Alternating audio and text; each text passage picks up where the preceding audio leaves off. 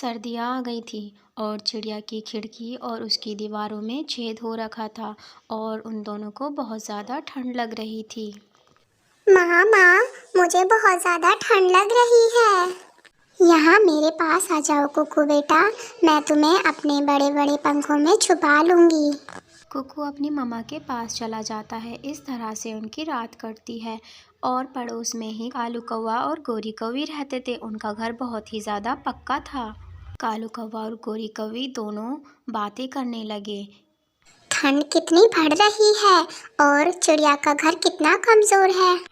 हाँ गोरी, उसका घर तो बहुत ही ज़्यादा कमज़ोर है। चिड़िया और उसका बच्चा ऐसी ठंड में तो मर ही जाएंगे। पता नहीं किस तरह रह रहे होंगे, बहुत ज़्यादा ठंड हो रही है। इस तरह कालू कौवा और गोरी कौवी बातें कर रहे थे, तभी उनका गेट खटखटाता है। कौन कौन है बाहर? गोरी कवि, मैं चिड़िया हूँ, प्लीज़ मुझे आज अपने घर में रख लो। बहुत ठंड हो रही है, मेरे बच्चे को बहुत ठंड लग रही है। नहीं गोरी, उसको मना कर दो। उसका बच्चा पूरी रात चींची करता रहेगा और हमारे बच्चे को फिर नींद नहीं आएगी। हम नहीं सुला पाएंगे उसको, ऐसे करके मना कर दो। चल चिड़िया, भाग यहाँ से। हमारा घर तो खुद ही इतना छोटा है, हम तुझे कहाँ रखेंगे। हम नहीं बुला सकते तुम्हें। गोरी बहन, ऐसा मत करो, मेरा बच्चा मर जाएगा। हम ऐसी ठंड में कहाँ जाएंगे, हम तुम्हारे पड़ोसी ही तो हैं। अरे ओ चिड़िया, आई बड़ी पड़ोसन बनने वाली, चल भाग यहाँ से। इस तरह चिड़िया और चिड़िया का बच्चा वहाँ से चले जाते हैं। सुबह हो जाती है। चिड़िया और चिड़िया का बच्चा धूप सेक रहे होते हैं। वो अपनी रात की ठंड को दूर कर रहे होते हैं। कुकू बेटा, हमें कुछ करना होगा वरना हम ठंड नहीं झेल पाएंगे। हाँ माँ, हम अपने घर को केलों के पत्तों से ढक देते हैं। केले के पत्ते बहुत बड़े बड़े होते हैं।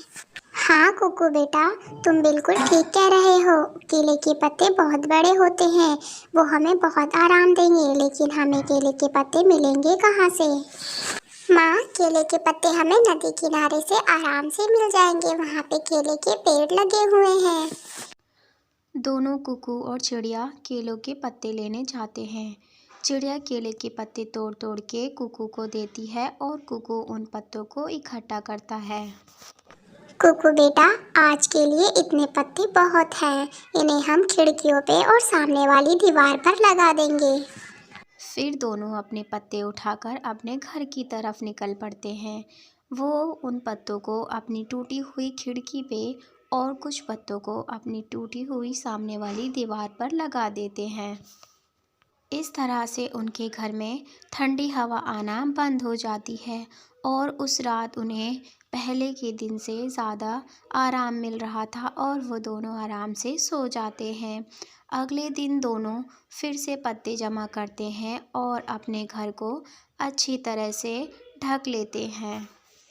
चिड़िया का घर अब पूरी तरह से मजबूत हो गया था और अब उनके घर में बिल्कुल भी ठंड नहीं जाने वाली थी। कुकू बेटा, बस एक काम और रह गया है। हमें सूखी घास इकट्ठा करनी होगी जिससे हमारे घोंसले गर्म रह सके। हाँ माँ, पर सूखी घास मिलेगी कहाँ से? पीछे वाली पहाड़ी पर बहुत सारी सूखी घास है, वहाँ हम चलेंगे। चिड़िया अपने बच्चे के साथ सूखी घास लेने चली जाती है। चिड़िया ने अपने घर को केलों के पत्तों से ढककर पक्का कर लिया है।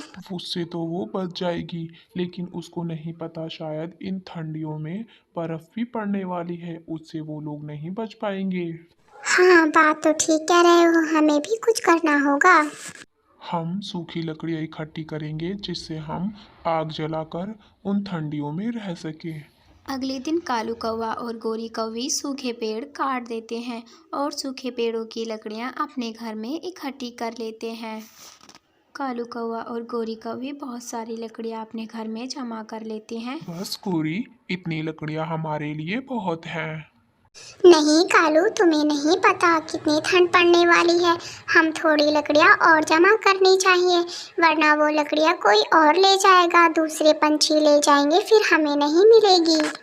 दिन ढल जाता है और आराम से चिड़िया अपने बच्चे के साथ अपने घोंसले में सो रही होती है और अब उनके घर में बिल्कुल भी ठंड नहीं होती है और वो दोनों आराम से अपने घर में सो रहे होते हैं।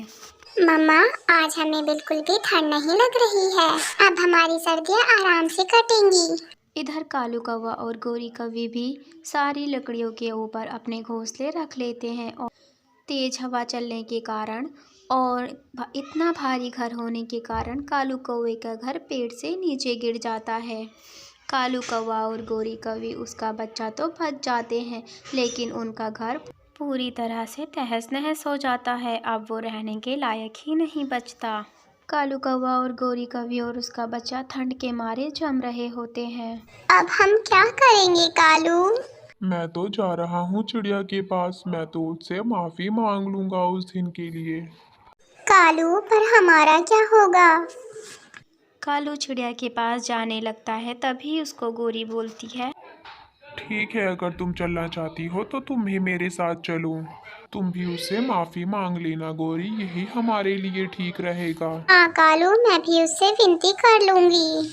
इस तरह गोरी कौवी और कालू कौवे चिड़िया के घर चले जाते हैं और चिड़िया भी उनको अपने घर में आने देती है। तो दोस्तों, हमें इस कहानी से ये शिक्षा मिलती है, हमें हमेशा सबकी मदद करनी चाहिए।